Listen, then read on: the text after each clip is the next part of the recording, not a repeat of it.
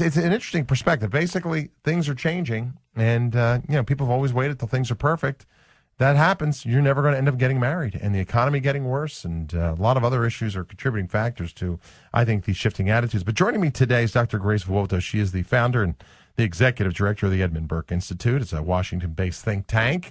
She joins us every other week here for our series, Our Graceful Heritage. And you can find her article this week posted there at edmundburkeinstitute.org. Plus, my producer Cassie's posted one at relevantradio.com, keyword Drew, which will link you over there as well. Hey, Doctor, good afternoon. Welcome back.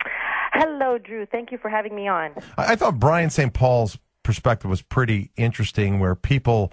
this used to be the foundation for life. You get married and begin your life. Now everybody's putting it off. They wait till they get their education, and then they wait till they have a good job. And those things are becoming, I think, today ever more elusive.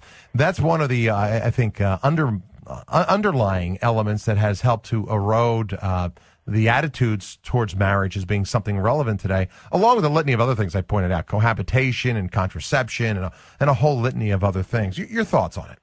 Well, Drew, I've written this week what I think is a very provocative piece. It's called Our Masturbation Society. And one of the arguments that I'm putting forward is that if we teach our children that it is okay to masturbate, this is one of the reasons that they do not understand what marriage is all about, nor can they have a successful marriage when they get into one. So I think as Christians and also as a society at large, we have to ask ourselves, what is it that we are now teaching the youth? A recent survey at the University of Wisconsin shows that 83% of those who were polled said that masturbation is not wrong. And I can tell you that as a young person, we were taught otherwise, at least in the high school that I was attending. So we've seen a sea change in the values that we are transmitting to our children. And the argument that I want to put forward today is this: that the root problem of our marriage crisis is that we have basically said that masturbation is fine. Because what this does is it teaches people from a very young age that the focus of their lives is themselves, and the focus of their sexual organs is to give themselves pleasure. So what we're really teaching the young is that they should be selfish, that this is okay. And then this attitude permeates in just about everything else that they do. This is old wisdom that we have completely forgotten. Yeah, there's no doubt about it. I love in the article you point out that this whole idea that marriage was about love has changed. It's now been about individual fulfillment, especially sexual fulfillment. And you see programs like Sex and the City and others on program as well. I mean, these women always were searching for love, but that whole show was riddled with thinking they could find love by giving themselves sexually, which of course never brings, I think, true fulfillment unless you're in a marital union. Well, one of the things I point out in my article is if we really want to understand how we got to this stage where basically average American citizens don't know what marriage is, we really have to look at it from a historical point of view and recognize that Christians have lost the debate in the public square really since the 19th century. And I'll tell you what I mean. First of all, one of the key things that we have failed to transmit adequately is that you cannot talk about marriage exclusively as between a man and a woman. You have to put God in that equation. And we understood this prior to the age of the romantic novels. In the 19th century, it was really a revolution at the time when you had many novelists simply celebrating romantic love, the union between a man and a woman, without putting God into that equation. So that was one of the first ways that we denigrated the Christian understanding of romance, because we took it out of the sphere of the divine and we put it strictly in the realm of the human. And one of the things, Drew, I'm sure we all can agree on is that because human beings are fickle and weak, if marriage is just about love and human beings are fickle and weak and they find it hard to love, then you're really putting marriage on a very shaky foundation. You're really saying that you have to rely on the individual's ability to love in order for marriage to survive. Wow.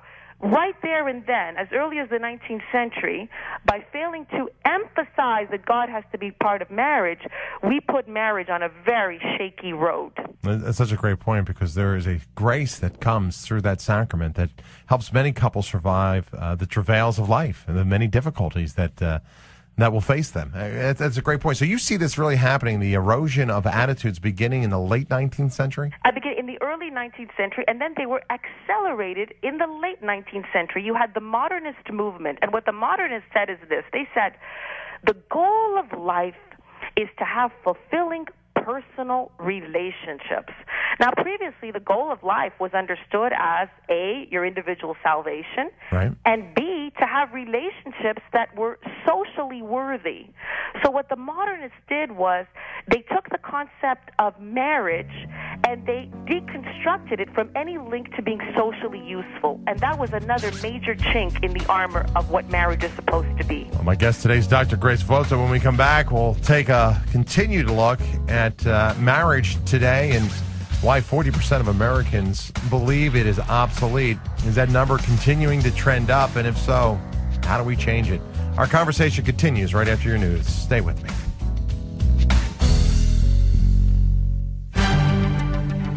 I'm Wendy Weiss, Relevant Radio News. A Pentagon report finds that repealing the military's Don't Ask, Don't Tell policy would have a minimal impact on the armed forces. The long-standing policy bans gays and the ability of salvation, Jesus Christ. Round trip airfare. Life as you've never heard it. This is the Drew Mariani Show on Relevant Radio.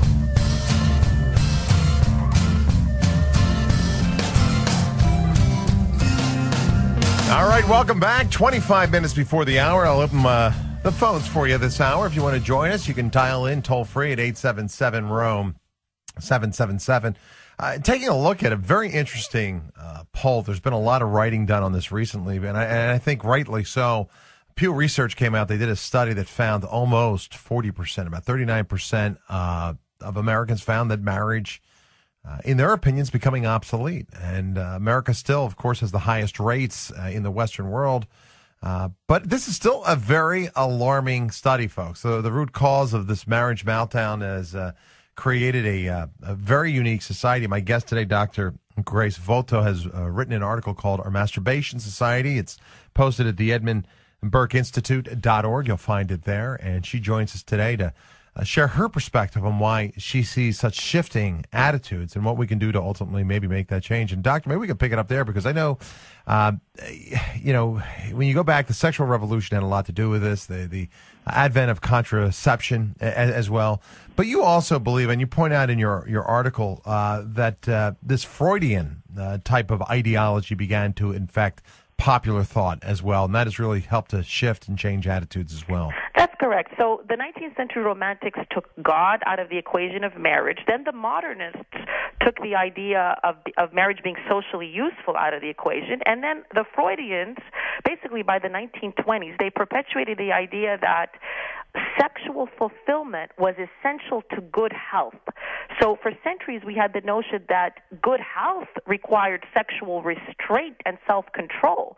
Well, the Freudians turned that on their head and basically began to argue that sexual fulfillment was essential to good health, and if you didn't have sexual fulfillment, you had something called repression, which could cause some trauma, psychological trauma. So there was a gradual changing of how we saw sexuality itself. By the 1960s, as everybody knows, the sexual revolution was full steam ahead, and basically the argument there was that every individual should be sexually fulfilled, that this is an essential goal of life. So by the 60s, we had taken marriage, sexuality, increasingly out of marriage. And as we see, as we get closer to our own time, the more we did that, the more we sanctioned the notion that an individual should be sexually fulfilled either in or out of marriage. So that you have in the 1990s the explosion of internet pornography and masturbation. Because if the end goal of life is sexual fulfillment, well, then obviously that's going to be a dagger aimed at marriage, because, as everybody knows, marriage puts some constraints on sexual activity. And so essentially what you see from the 19th century onwards is that we Christians have failed to arrest the prevailing trends, to the point that today we've created a masturbation society.